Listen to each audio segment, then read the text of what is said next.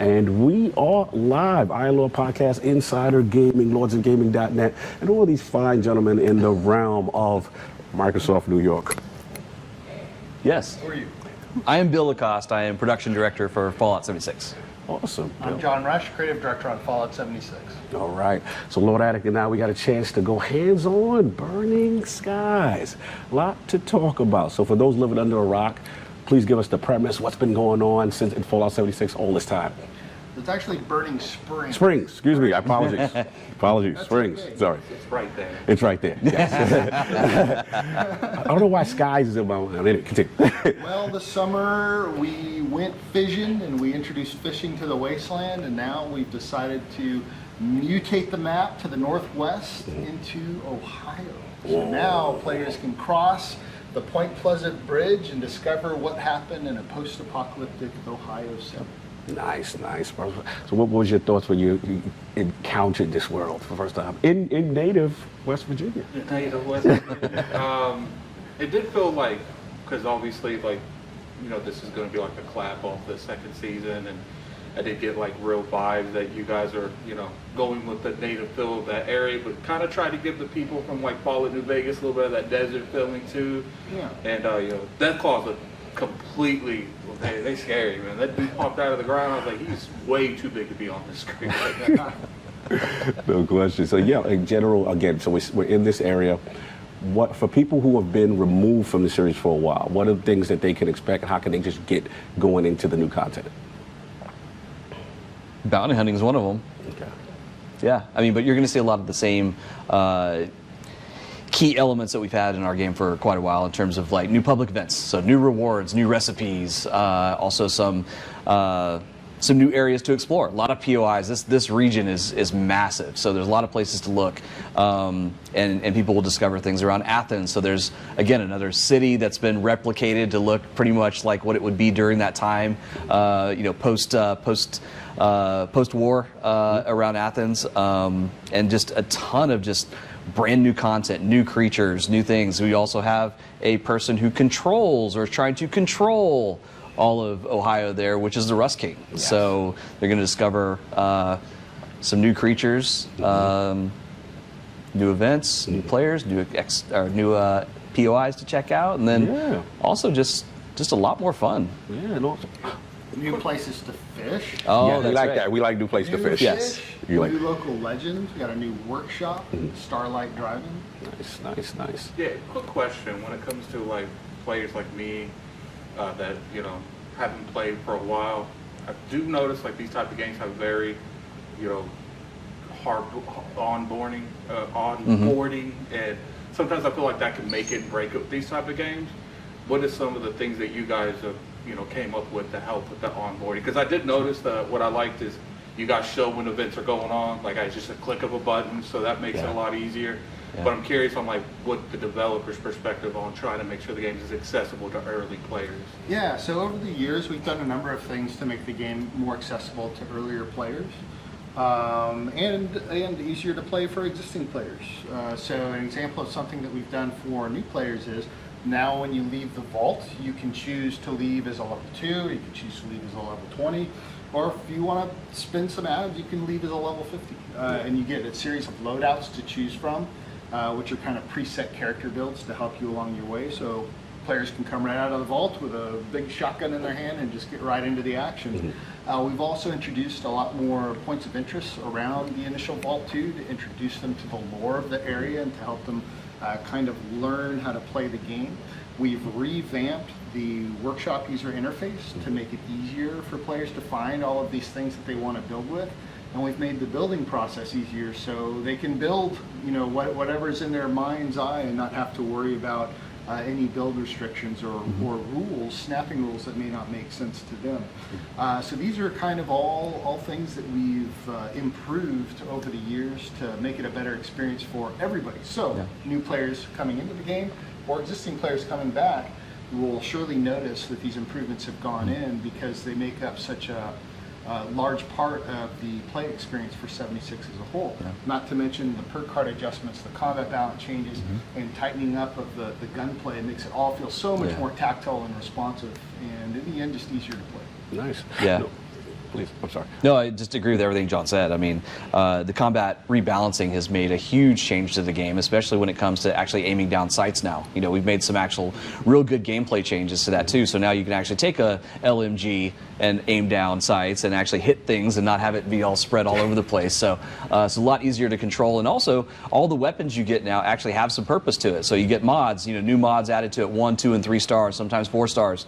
And so you're free to kind of play your character the way you want to play your character and not so isolated into what is the most OP weapon right now. Okay, I've got to go get that. I got to have a fixer, or I got to have an auto axe. It's not like that anymore. Those are still powerful weapons, but the other weapons in the game are also more powerful too. We don't want to dictate how Right. players play the game. When they come out of the vault, we want them to take a look around and play how they want. So by giving them, so by giving them that freedom, making everything a more viable choice, they're not pigeonholed into one specific play style, one specific weapon, and unless they have that, their character just feels. Yeah. I respect the letting them skip the early parts, especially existing players. Like, we're Destiny players, so when you have to make us like regrind another character, it's very frustrating. Yeah, So for sure. I'm just like, that is a really good move because it rewards your existing players that want to do something else besides what they're doing currently. Yeah, and just a couple more things too. Oh, sorry, go ahead. I was just going to say, we have future plans on our roadmap too, for additional changes and adjustments to make. Some kind of small and some really big. So the players will have to stay tuned to find out what those are. Oh, that's awesome, man. And like you said, I love what you said in reference to the combat. Aiming down sights felt really good, and just moving around the map. Also, like the setting. There's a lot of lawlessness with Highway Town, and also there was a huge NPC reveal that we saw that seemed very, very prominent in conjunction with a series. So I think people will be very excited about that addition. Right there. Yeah. So I mean, the cat's out the bag, clearly. So how does it feel to be working with Walton Goggins and in conjunction with this update? It feels great. I mean, Walton Goggins, he's a master of his craft. He is the Ghoul, and having him do the voiceovers, the lines, even feeding back on some of the dialogue has been invaluable. I mean, that's what makes the Ghoul. We had folks on the game development side working on the dialogue, the script for him. We had folks on the show side doing the same, kind of collaborating together, coming up with a script, presenting to him. But, you know, those scripts, they're never really a blueprint. They are kind of a starting point, right? The magic comes when he takes that script and makes it his own. And becomes the Ghoul. It's cool seeing him record this stuff. He goes from being Walton Goggins to being the Ghoul. That is the Ghoul. Hey, I noticed when he was doing that video and just like him regular talking, and then when he was doing the recording, it's like, he's very good at what he does. Oh yeah, It's magic. It's absolute magic. And if you caught at the end, he actually brought the prosthetics with him to put in, so he would actually sound like the Ghoul. Oh, that's awesome. Just a consummate professional. I mean, absolutely. Excited was you guys when the reception was for the TV show, knowing that that's an avenue that you guys could take in terms of like what led to working with him and stuff? Very excited. Yeah. You know, we've always been devoted to 76 in the development of 76. We've always been huge fans of the series, all the games, both for the really great storytelling as well as the settings. So knowing that the folks working on the shows were the same, they felt the same. The story that they came up with for the shows, it's really a good Fallout story, and the way that they presented it, the setting is perfect. So seeing how many people got excited for that, even people who maybe didn't know about Fallout games, but seeing how excited they got for that kind of storytelling made us excited, right? Because for those that want more of it, they'll come to 76 or Fallout 4 or Fallout 3 to get that, and they did. They came and they had fun, and a lot of them are still there having fun. Yeah. No, it's really cool to see because, again, seeing the TV show and the success of it, right? And then seeing people say, you know what, we need to play a Fallout game. And now you see this influx into 76 and now the continued support and everything like that. I wanted to ask about kind of like clans and then potentially in the future anything for cross progression or cross play? Because a lot of people on different platforms, they love this game. They would love to be able to play together. Is there anything in the future roadmap down the road maybe that we can see for Fallout 76 in this Bill regard? has a lot of info on that. Yeah, right. No, it's never a no, right? Like, but what I will say is that those are decisions that are usually made at the very beginning of development, and right now it's a huge technical lift for us to actually have cross-play or cross-progression on it. So, so it's something we get asked about constantly from players. We understand why.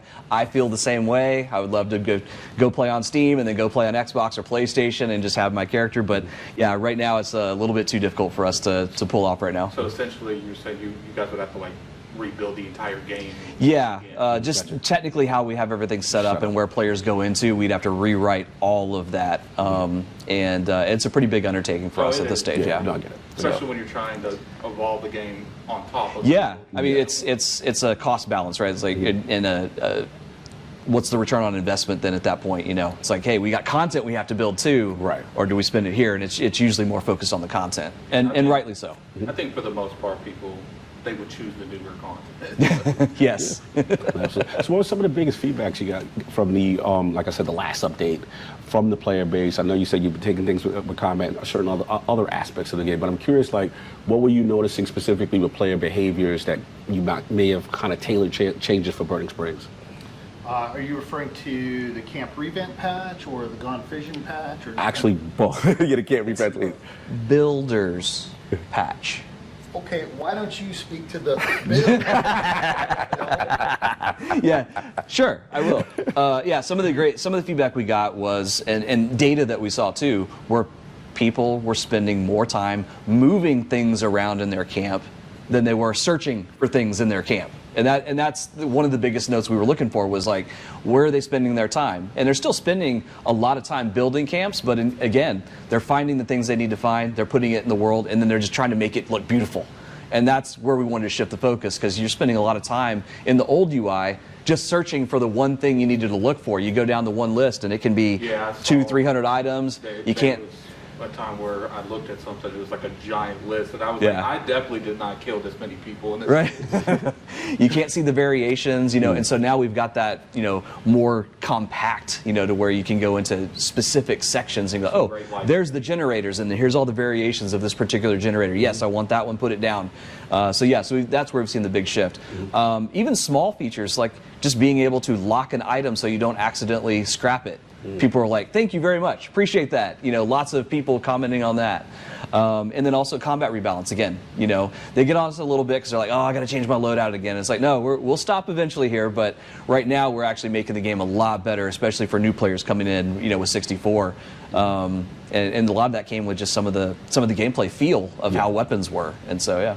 So I'm kind of curious on what it's like being, you know, a studio balancing exploration, because there's people that just want to explore, there's people it's just in for combat, and you know, there's people that just want to build.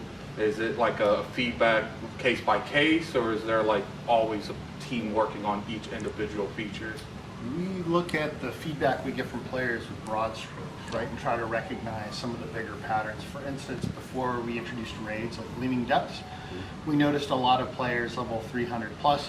Hey, I don't have anything to do, there's nothing challenging, it's Scorch Beast Queen, it's easy, Earl is easy too, we need something more. And so kind of seeing that, we're like, okay, well, we've talked about doing like a dungeon or like a raid for a while. Maybe this is a great opportunity to help facilitate those needs, and also a great vessel to introduce 4-star legendaries, which we did with that as well.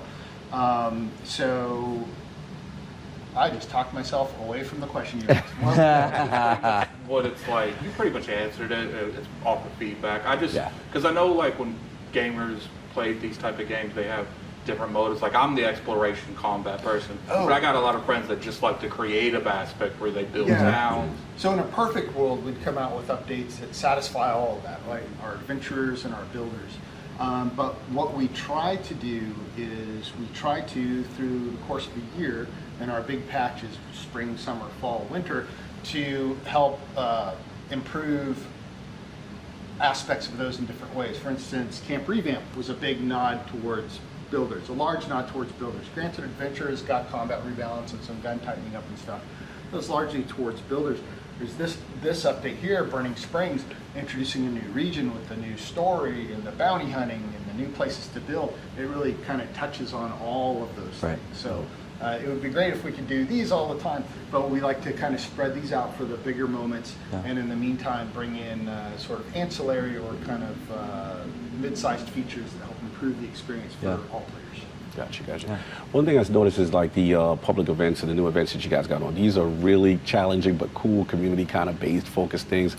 I really like the public events. Yeah, I really like, and I was fighting some like tough grannies or something. There's Destiny players, and I really appreciate. There's just a menu that's like, yo, it's a public event going on. You can go to right now. Right, and the fact I thought the integration was really seamless, being able to just jump right in and help. Like, what was some of the learnings that you got from that in terms of what players can expect in reference to these type of events? Sure, I think that comes from just a lot of the past events that you've created and gotten feedback on, in general. It's like there's, Moonshine Jamboree, Eviction Notice, some of the Nuka World on Tour stuff, spin the bottle or spin the wheel and spin the bottle, sorry. Yeah, not spin the bottle, sorry, spin the wheel. And Most Wanted, those are types of events that we see a lot of people engaging in, and they give us feedback on it, and they love going in and jumping into those events because they're actually overpacked with creatures and stuff, as they like to see that kind of element. So when you go into like Sinkhole Solutions, you see all the rad scorpions, and then you got to clear out the nests, and then there's more. Like, it's just a lot. It's mass chaos, right? Yes. And they love going in and doing that kind of stuff. So In the last 7 years, we've really become accustomed to our player base, getting to know them, and also through our awesome community, being as vocal as they are. And to Bill's point, making all the content up till now is kind of a sort of a means to familiarize ourselves with our players. And so new content like these new public events, they reflect that. Yeah, for sure. Nice. Yeah, I would say, like, I came from like the original days of Fallout 76, and it's nice to see how much you guys have expanded on it, to the point that I didn't realize there was raids in the game. And I was like, you got, what was that saying? Like, you got my attention, now you got my you got my curiosity. Yeah, see, now you have my attention. For sure. When it comes to like super bosses, stuff like that, how, from an expansive universe like Fallout, from all the games, how do you guys go about choosing what's going to be something like that? Because that's a big kind of take to, like, you can literally reach your hand.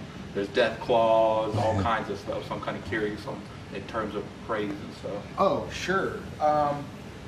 So what we wanted to hit with Gleaming Depths was, we of course wanted it to be challenging because it's the next step up in player power, 4-star legendaries. But we didn't want it to just be a ton of shooting. Right? Yeah, we wanted the challenge. And stuff. Yeah, we wanted the challenge to lie in the unique mechanics per boss and the way you have to use teammates. You have to coordinate with teammates to overcome those obstacles and mechanics. And so those were kind of the hallmark features, or qualifications, I should say, of these boss encounters. Right? So for instance, for the Sentry Bot, someone needs to go to the back and disable the shield while distracting from the front, and then, or you have the stalker mole miners. Somebody needs to go into the tunnels to gather the fuel, while the others need to defend the drill. Right. So there's a team requirement embedded in the mechanics, and so that was really a hallmark of each of those raid bosses. Yeah. My last question would probably be, first off, I love that you really look for stuff to give to your advanced players, expert vet players. My question is, how is the best ways that you guys have like critical thinking into, blending in both? Because obviously you want newer people to come in, and you also have to, adapt to the people that's been around for a while. So I would say that's kind of hard to balance on, like, do we lean more towards hardcore, or we try? Because, raids, I've noticed a lot of companies, when it comes to how they upper hand raids, they make them way more simplistic, like bullet sponges, because it's easier to, to concept that. The way I look at it is, our new players and mid-level players have hundreds and hundreds and hundreds of hours of content to experience and get through. Not to mention all the exploring and the building that goes along with that. Going back to the comment about looking at the broader strokes of player feedback, noticing that our elder players were really lacking that challenging aspect of the game was what led to the creation of the raids. And they weren't made to accommodate, you know, hey, I'm level 20 and I want to play in a raid. It's like, you're more than welcome. The experience will vary. I'm okay with that. Right. The raid isn't for everybody. The raid is for And I the love people. that statement. I love that Yeah, statement. we love that statement. Yeah, Destiny fans just love that statement The too. raid is for the people who have progressed so far that they have no more progression in power and no more challenges, that's their next step. Now, that's not to say that, you know, between that, hey, I'm tired of killing the Scorch Beast hundreds of times, and hey, I'm ready to start the raid, that's not to say that someday in this space there might not be something to help make the transition a bit easier. But these raids are for elder players. They're supposed to be hard, and as such, they're really rewarding too. No, we respect that. And I guess first two questions. One in reference to just how the team is feeling, right? Obviously, you're getting ready for another launch of content. It's been, obviously, we saw the roadmap of all the updates you guys have put in from the very beginning. This is a labor of love to continue to stick with it and then, again, to see where you are now. So how's the team feeling as you're approaching launch and adding this new update? They're feeling great.